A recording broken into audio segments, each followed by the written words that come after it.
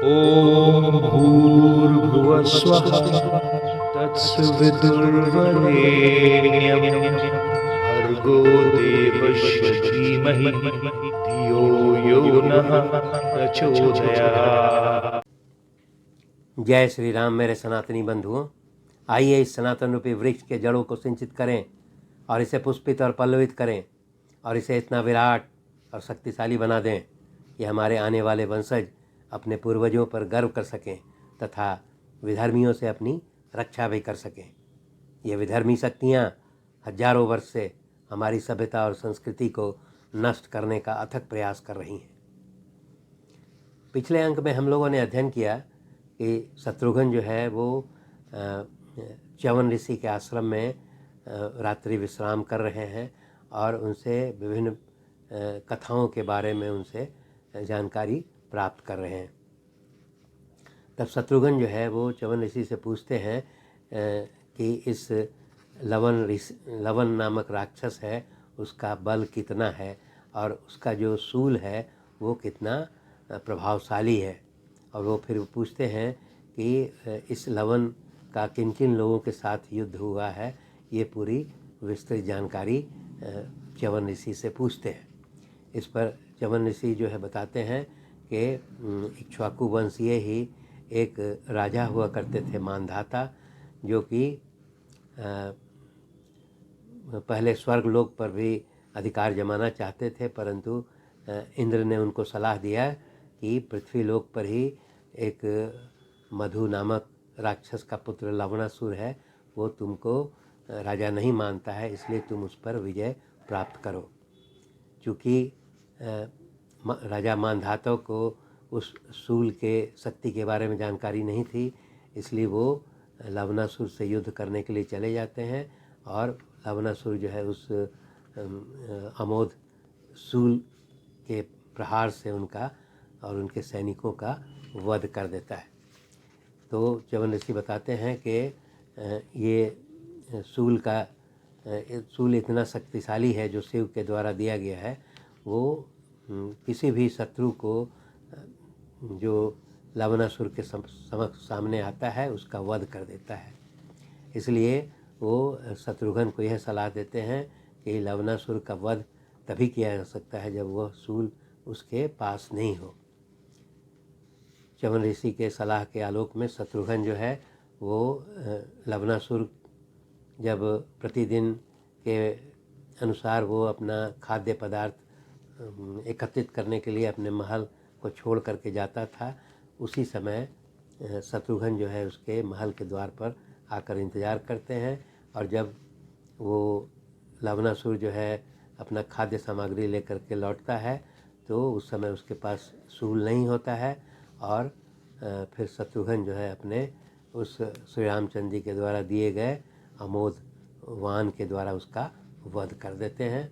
और उस लवणासुर के वध के पश्चात सभी देवता लोग बहुत प्रसन्न होते हैं। इस अंक में हम लोग उत्तरकांड के 70, 71 और 72वें सर्ग के बारे में अध्ययन करेंगे। जब शत्रुघ्न जी के द्वारा लवणासुर का वध कर दिया जाता है तो सभी देवता लोग जो है प्रसन्न होकर के, उसमें इंद्र हैं, अग्नि इत्यादि देवता जो है प्रसन्न होकर के शत्रुघ्न जी से कहते हैं कि तुमने लवणासुर का वध किया है, हम लोग तुमसे बहुत प्रसन्न हैं, इसलिए तुम हम लोगों से वरदान मांगो। इस पर शत्रुघ्न जी कहते हैं कि आप मुझे यही वरदान दीजिए कि मैं इस मधुपुर नामक जो शहर है, नगर है, इसको मैं अच्छे तरीके से बसा सकूं और ये एक दिव्य शहर के रूप में विकसित हो जाए। सभी देवता लोग इसी प्रकार का वरदान दे करके फिर वहाँ से प्रस्थान कर जाते हैं। इसके पश्चात शत्रुघ्न जी उस लवणासुर के नगरी, जिसका नाम मधुपुर या मधु नगरी उसको कह सकते हैं, उसको बसाने लगते हैं। और उसको बसाने में शत्रुघ्न को लगभग 12 वर्ष का समय लग जाता है।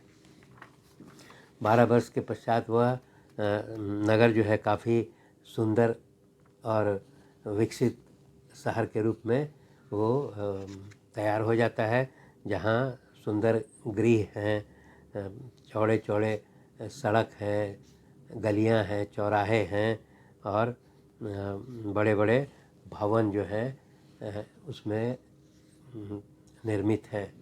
यह शहर जो है यमुना के किनारे अर्धचंद्राकार आकार के रूप में बसा हुआ है।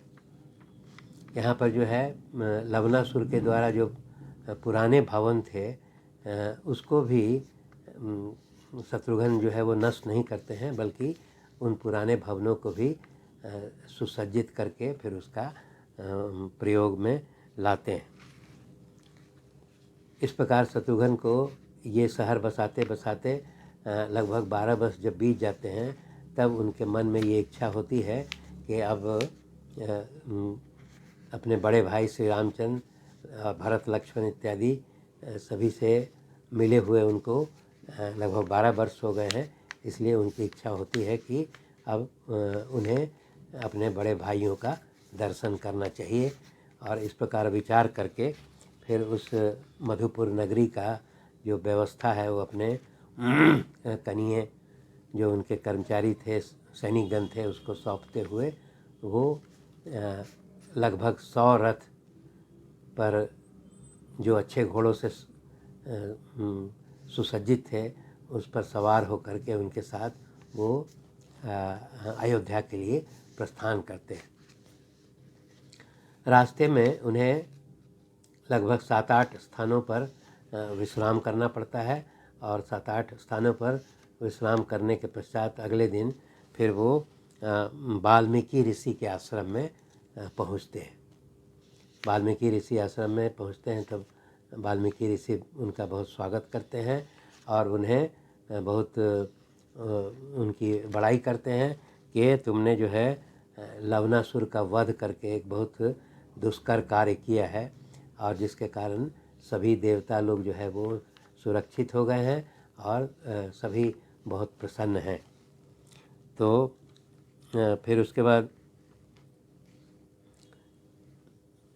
यहाँ पर दिया गया है कि इस शत्रुघ्न वहाँ जब रात्रि विश्राम करते हैं वाल्मीकि ऋषि आश्रम में, तो वहाँ उस समय तक जो है वाल्मीकि ऋषि के द्वारा जो रामायण का निर्माण किया जा रहा था 24,000 श्लोकों के साथ, और उसका वो गायन जो है वहाँ आश्रम में चल रहा था। और वो गायन जो है वो पूरा संगीत जो वीणा के लय पर, वीणा के ताल पर उसका गायन किया जा रहा था। इस प्रकार का वो रामायण का गायन सुन करके शत्रुघ्न और उनके सभी सैनिकगण जो है बहुत प्रसन्न होते हैं, परंतु इसका विशेष कारण जो है उनको वाल्मीकि ऋषि से उस संबंध में कोई पूछताछ नहीं कर पाते हैं। और फिर अगले दिन जो है वो वाल्मीकि ऋषि से कहते हैं कि अब जो है कि मेरी ये उत्कट इच्छा हो रही है कि मैं अपने बड़े भाई श्री रामचंद्र जी से अविलंब उनका दर्शन करूं। इसलिए वो वाल्मीकि ऋषि से वहाँ से जाने का वो आदेश मांगते हैं। वाल्मीकि ऋषि उन्हें अयोध्या के लिए प्रस्थान करने के लिए स्वीकृति प्रदान करते हैं। इसके पश्चात शत्रुघ्न अपने सभी सैनिकों के साथ अयोध्या में पहुंच करके वो सीधे जो है श्री रामचंद्र जी के महल में जाते हैं, जहाँ पर वो अपने बड़े भाई श्री राम का दर्शन सबसे पहले करते हैं। वहाँ जा कर के अपने बड़े भाई श्री राम का चरण स्पर्श करते हैं और उसके बाद उन्हें बताते हैं कि आपने जो मुझे कार्य सौंपा था उसको मैंने पूर्ण कर दिया है और लवणासुर का वध कर दिया है। श्री रामचंद्र जी उन्हें बहुत आशीर्वाद देते हैं। और यहाँ पर शत्रुघ्न जी का वो बताता है, उन्हें कहते हैं श्री रामचंद्र जी को कि मैंने अब आपका कार्य पूर्ण कर दिया है। उनका कहने का उद्देश्य है कि अब जो है मैं अयोध्या से बाहर नहीं जाऊंगा और आपके साथ अयोध्या में ही रहूँगा।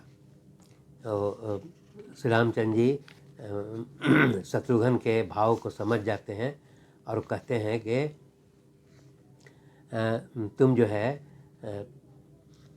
अयोध्या में अभी 7 दिन तक रहो और 7 दिन के पश्चात फिर तुम अपने जो तुमने राज्य का निर्माण किया है वहाँ जा कर के जनता की सेवा करो। क्योंकि वो बताते हैं कि राज्य जो तुमने बसाया है वहाँ के लोगों का पालन करना भी आवश्यक है। इसलिए वो बोलते हैं कि जब भी तुम्हारी इच्छा हो अयोध्या आकर के हम लोगों से मुलाकात कर लिया करो, लेकिन तुम्हें अभी जो है 1 सप्ताह यहाँ रह करके पुनः उस अपने द्वारा बसाई गई नगरी मधुपुर में जा कर के वहाँ जनता का सेवा करना आवश्यक है। जब इस प्रकार का आदेश श्री रामचंद्र जी देते हैं शत्रुघ्न को, तो शत्रुघ्न भी इस चीज़ को स्वीकार कर लेते हैं और स्वीकार करने के पश्चात फिर शत्रुघ्न अयोध्या में तब लगभग 1 सप्ताह अपने बड़े भाइयों के साथ व्यतीत करते हैं और उसके पश्चात फिर अयोध्या से प्रस्थान करके फिर वो अपने द्वारा बसाए गए राज्य मधुपुर में जाने का वो विचार करते हैं।